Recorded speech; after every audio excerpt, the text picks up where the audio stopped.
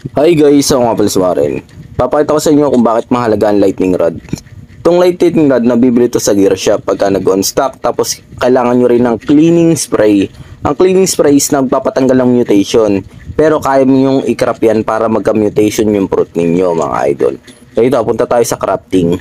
Pagpunta natin sa crafting, ang kailangan nyo is cleaning spray, lightning rod, saka 250 honey mga idol. Tapos 30 minutes siya bago makrap. Yan, ano siya, cleaning spray shock. Pag ito nailagay nyo sa fruit, kahit sa mga kaibigan nyo o kilala nyo, pwede nyo siyang gamitin. Katulad nito, hindi naman niya itong account na to na may candy blossom. Pag pinisprayan nyo yung candy blossom na yan, magkakashock na yan. Ang shock ay admin ano rin yan, admin power. O mantagal rin yan minsan yung weather ng thunderstorm. Kaya ngayon, 100 times talaga ang shock.